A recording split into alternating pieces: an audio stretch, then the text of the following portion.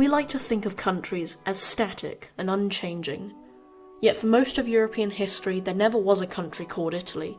Instead, the peninsula was fractured amongst trading republics, kingdoms, duchies and papal states. Throughout the latter part of the modern era, the Italian states just didn't have enough power by themselves to hold back foreign intervention, and after the Congress of Vienna, the peninsula was effectively under the control of the Austrians, acting as a buffer zone between France and the Austrian core.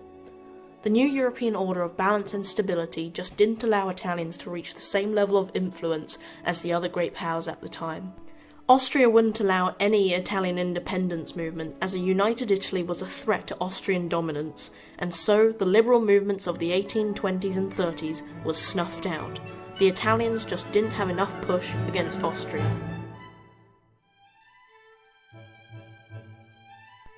The Kingdom of Piedmont Sardinia, under the monarchy of Savoy, closer to French than true Italian. They were the only truly independent Italian state at the time.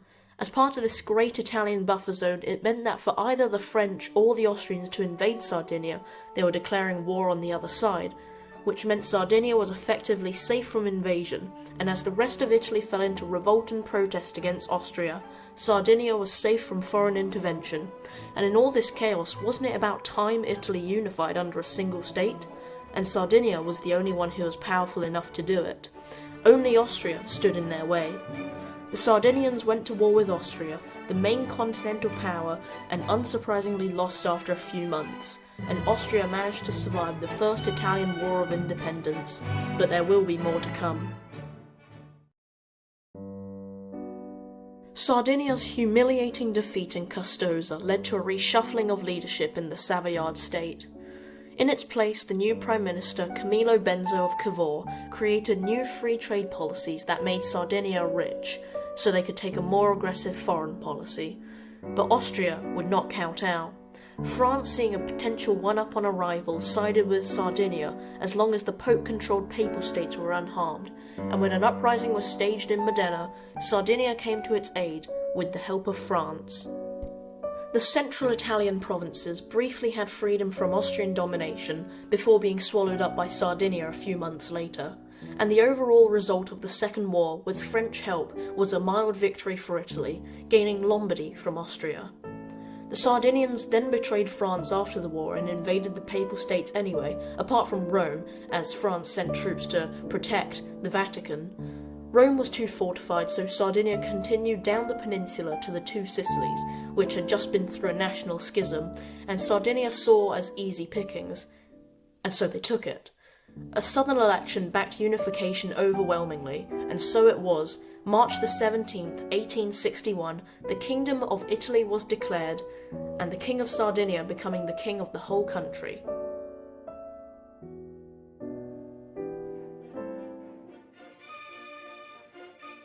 The first years of the country weren't smooth sailing. Southern Italian manufacturing couldn't compete with the north, and so the southern economy was devastated. Relations with the Pope were non-existent, and Southerners had to pay for Sardinia's debt in the recent war with Austria. In 1861, bandits ruled the south for 4 years, and pretty much all income was destroyed. And on top of all that, Italy still didn't control Rome or Venetia.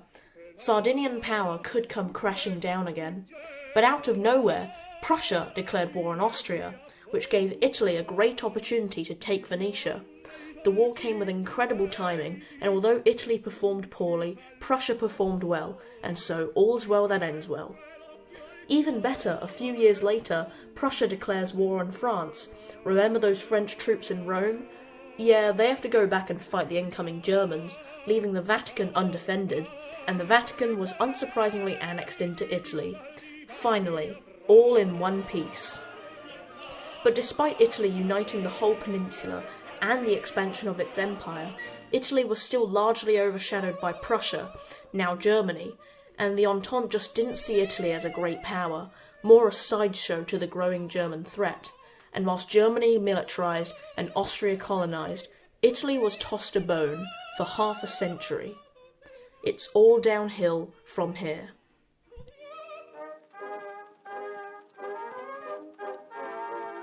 When war first broke out, Italy chose to skip their turn, but the Treaty of London was just too good to resist. Italy was promised lands in Austria-Hungary, Anatolia, Albania, and unspecified lands in German colonies. Italy's front in the Alps against Austria didn't change much. Instead, it was a humiliating struggle and inflicted heavy casualties for Italy. The subsequent defeat of the Central Powers and the carving up of the continent did not bring Italy the land it was promised. Instead, all of the Balkan territory was given to Serbia, and its holdings in Albania, Anatolia, and German overseas colonies were non-existent. Italy felt cheated, and after Britain and France took the land they wanted, Italy was just pushed away, isolated from the rest of the gang. Its anger of being betrayed by the Allies, as well as the following economic failure, was the main reason for another movement to rise. One socialist by the name of Benito Mussolini, after being kicked from his old socialist party, started a new political movement, Fascismo. After becoming prime minister, he gave himself the power of a dictator to rebuild the Roman Empire. Then followed was a rapid campaign of strengthening Italy, increasing wheat production, increasing industrialization, increasing population, all of which didn't work, and many Italians were even worse off than before. Much with the First World War, Italy actually sided with the Allies, but after the Spanish Civil War and the annexation of Ethiopia, the alliance failed again. Italy sided with Germany again, and similar to the First War, the Italian soldiers were undersupplied, poorly led, inadequately armed, and when cracks began to appear on the Axis front, it was Italy who fell first. When the Allies invaded Italian mainland, Mussolini's grip on the country was waning. From the ashes of the Italian Empire, multiple factions fought over the spoils left behind. More than 100,000 Italians died fighting their own people. Italy wasn't ready for World War I, and it never fully recovered from it either. World War II and the resulting Civil War was just the final nail in the coffin. All hopes of a great Italian empire end here.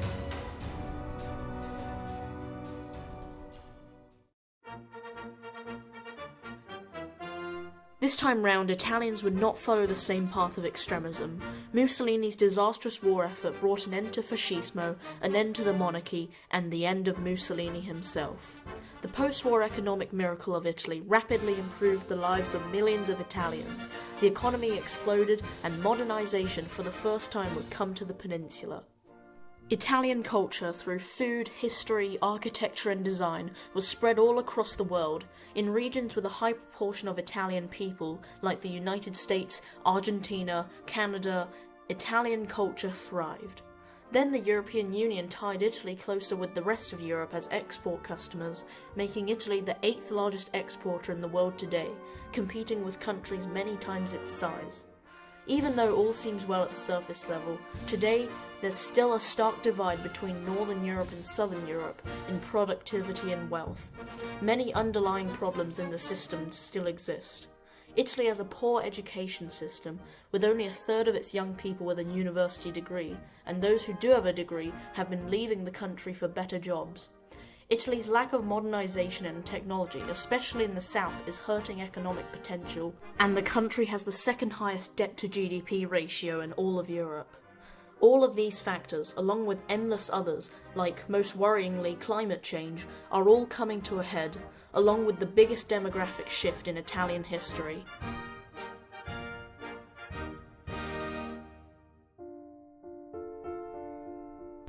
The Italian Empire was crippled and defeated before it could even reach superpower status, and today we are seeing Italy drop from European power to just another European country.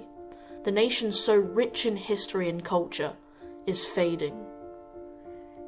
Italy is the second oldest country in Europe by median age, with an average age of 46.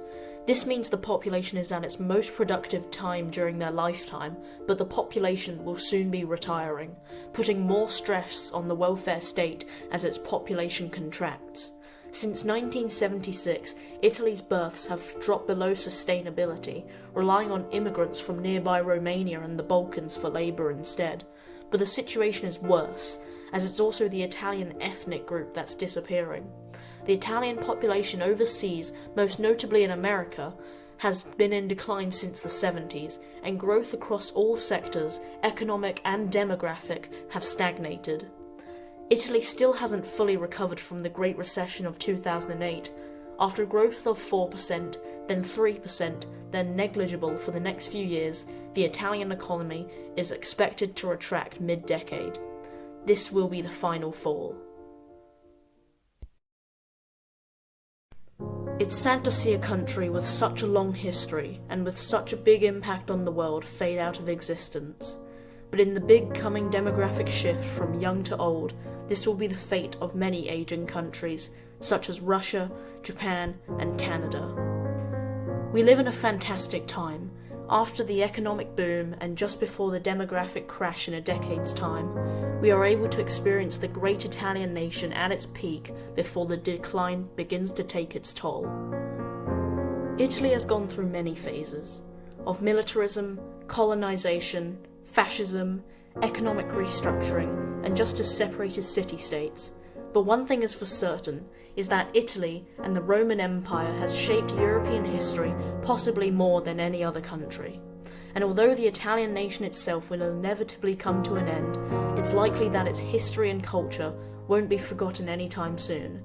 Instead of rebuilding the Roman Empire over the course of many generations into the future, Italy and the Italian peoples will fade away into the history books for future civilizations to discover.